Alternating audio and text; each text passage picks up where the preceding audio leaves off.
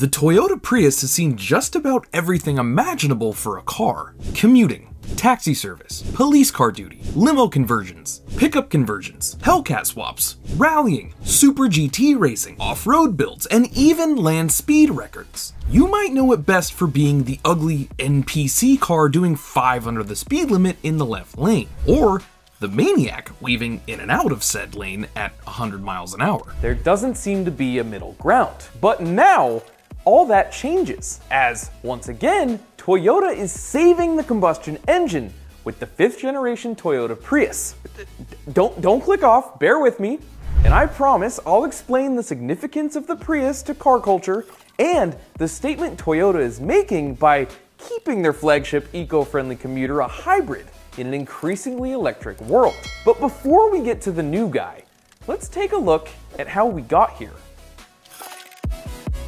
It all started back in 1994 when Toyota executive, and I'm doing my best here, Takeshi Ukiyamada and his environmentally focused G21 task committee were asked to create a car that runs simultaneously on battery and gasoline. And in 1995 at the Tokyo Auto Show, the first Prius prototype made its debut. After testing hundreds of systems designed by Toyota engineers, the continuously variable transmission was chosen as the best option for the new drivetrain. The name Prius derived from the Latin words meaning prior or before, as according to Toyota themselves, the Prius was the predecessor for cars to come.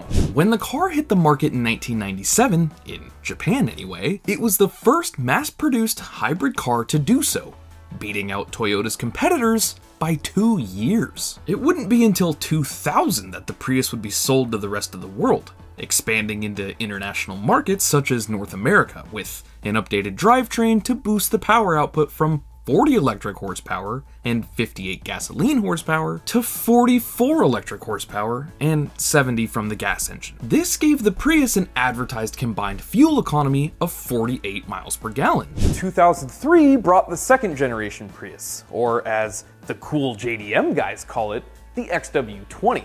Unlike the XW10, the new Prius was a liftback chassis to accommodate more cargo, and the car had been lengthened by about 6 inches to give the passengers more room. New battery technology made the XW20 more efficient and more powerful than the XW10, with 110 combined horsepower. And don't lie, I know you tried racing it in Gran Turismo.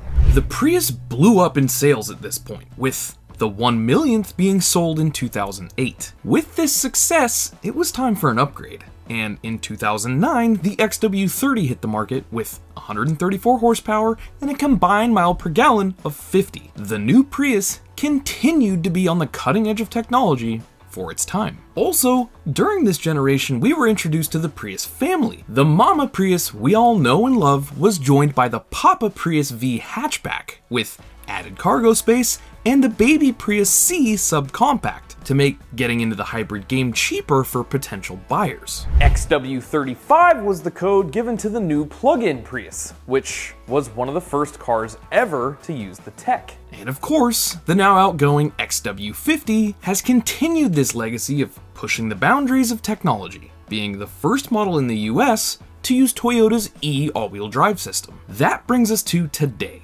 where the Prius is the best-selling hybrid electric vehicle in the world, with over 5 million units sold as of September 2022. And with the current car market, you might expect Toyota to shift the Prius to be their flagship electric vehicle. After all, it is the predecessor of future vehicles, right? Wrong!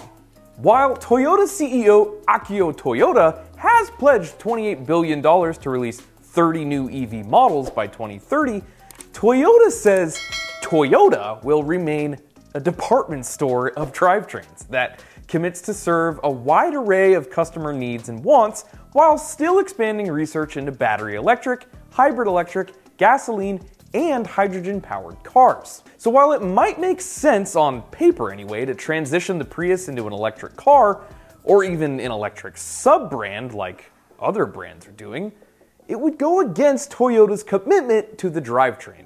And continued research and development of what they've spent the past nearly 30 years pouring into. This is an extremely bold move for Toyota. Once a bastion of eco-friendly automobiles, now they're frequently lambasted by groups like Greenpeace, who rank them lowest on their list of auto manufacturers in terms of decarbonization products. And the Sierra Club, who said, "A hybrid today is not green technology." This is important. Obviously, the Toyota Prius has never really been an enthusiast car, unless you're into hypermileage. But the fact that Toyota is continuing to develop it as a hybrid is important to the car community. Yes, it's relatively dull if you're used to enthusiast vehicles. But the fact that Toyota's doubling down on their commitment to offering internal combustion engine vehicles in the future, even in commuter cars, is a declaration to all the dinosaur-powered vehicle lovers that despite what it may look like,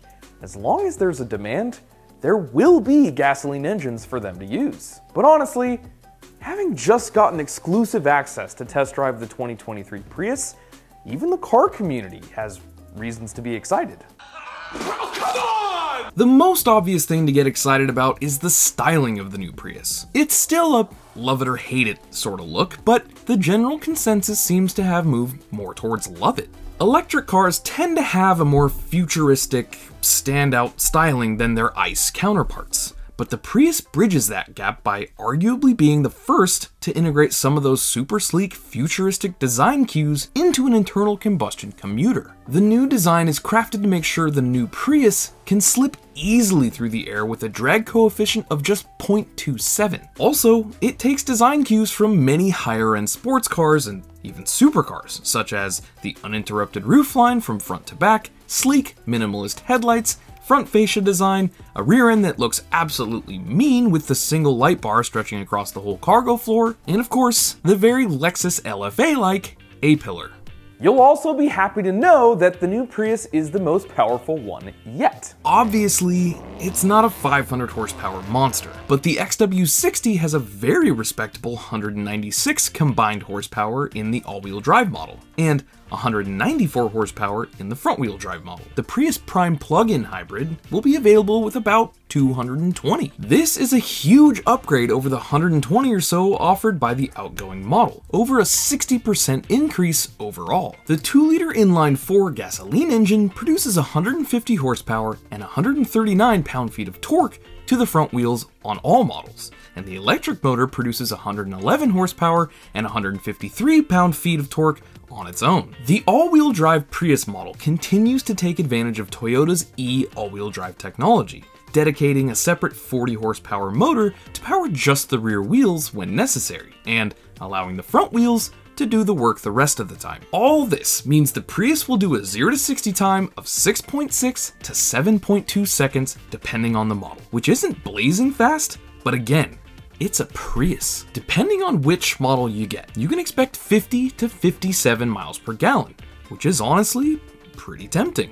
Technology-wise, the Prius continues to stay on the cutting edge with collision detection, radar cruise control, lane departure alerts with steering assistance, lane tracing assist, road sign assist, automatic high beams, and proactive driving assist, all standard as part of the Toyota Safety Sense 3.0 system. And while it's not necessarily new, it's still pretty cool the Prius is capable of parking itself.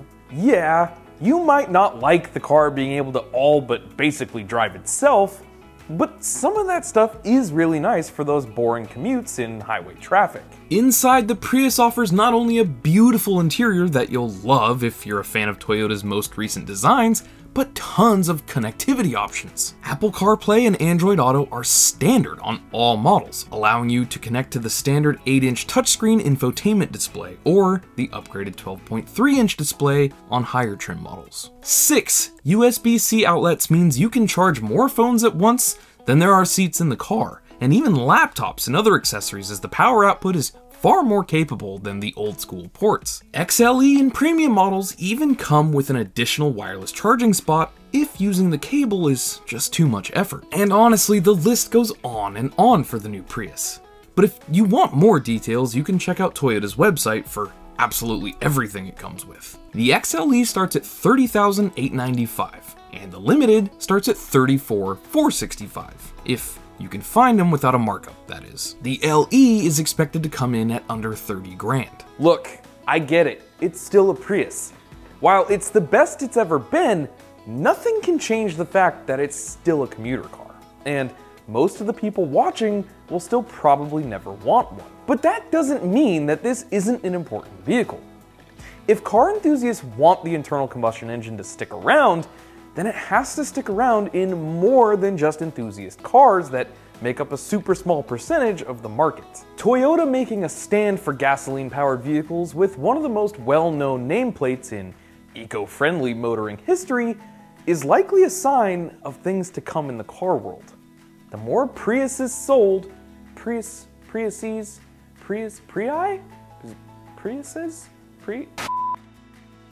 The more Prii sold in the coming years, the more of a statement made to automakers that even at the commuter level, the non-enthusiast level, the NPC level, people still want options. And they aren't ready to give up their gasoline-powered engines just yet.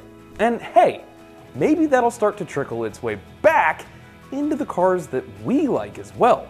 Although, to be honest, we do like this Prius a lot. But what do you think? Is keeping the Prius a hybrid a mistake or the right choice? Are you impressed by the new Prius? What other options would you be considering alongside with it? Let us know down in the comments. Go check out some other ideal content here and here. Thanks for watching, peeps. This is Trav. I'll see you all next time.